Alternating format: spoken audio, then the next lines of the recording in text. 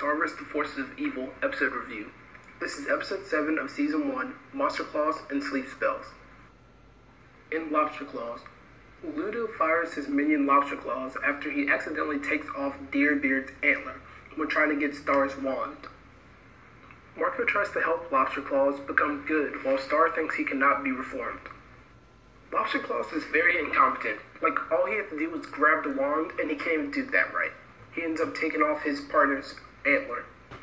Ludo has my favorite line in the whole episode when he casually says, "You all know the drill, walk of shame time." I mean, this just means that they do this so often that they're pretty much used to it already. A bit later in the episode, Marco runs out to fight a single monster with a frying pan. I feel like he learned that from Rapunzel from Tangled. As soon as Marco tells Monster Claws to do unto others as you want done unto yourself, Monster Claws punches some random guy on a bike. I'm not sure he understood what Marco meant when he said that. Okay, how do cats get stuck in trees so often in shows?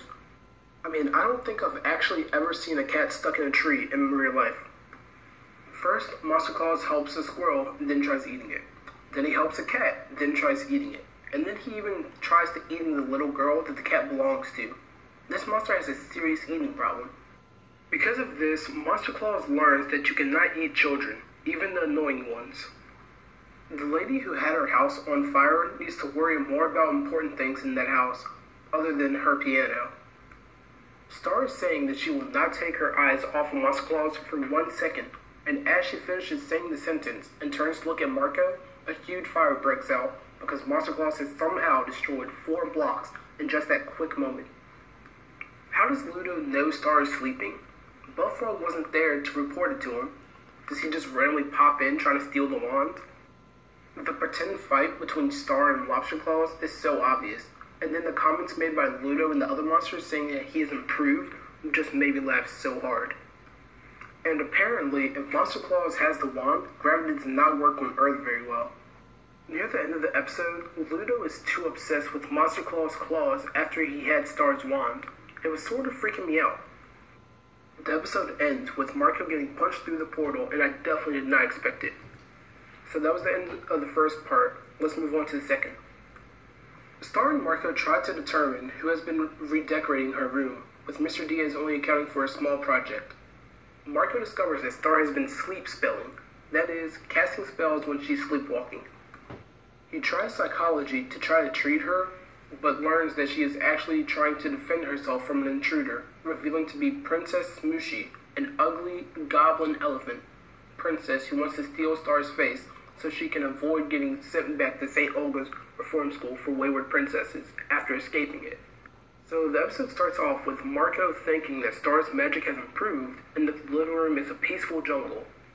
And then immediately, a jungle cat bleats out and tries to eat him. It turns out Marco has been keeping track of how many times him and Star have saved each other. All I want to know is how did Marco get those 4 saves? Muty's version of psychology is launching a person out of a catapult.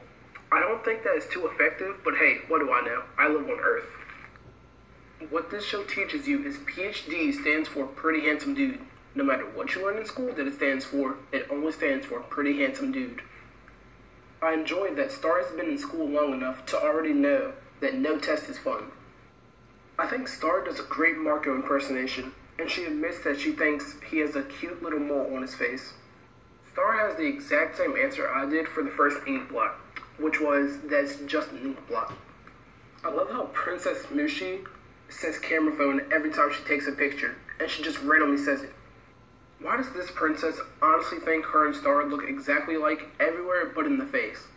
I am a person who can come up with some crazy and bad ideas, but this princess's plan to switch faces with Star is bad even to me.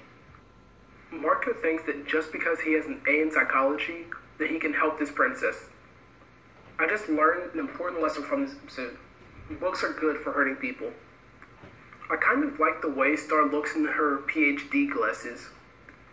The episode ends with Marco almost falling off the roof and saying that they should not keep track of how many times someone saves the other. Overall, I think this episode was just okay.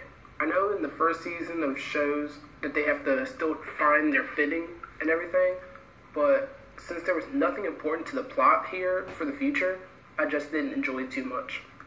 I am very excited for the next episode and cannot wait to watch it. Well, as always, if you enjoyed the video, leave a like and don't forget to subscribe to the channel for more videos like this. See you guys next time. Have a good day.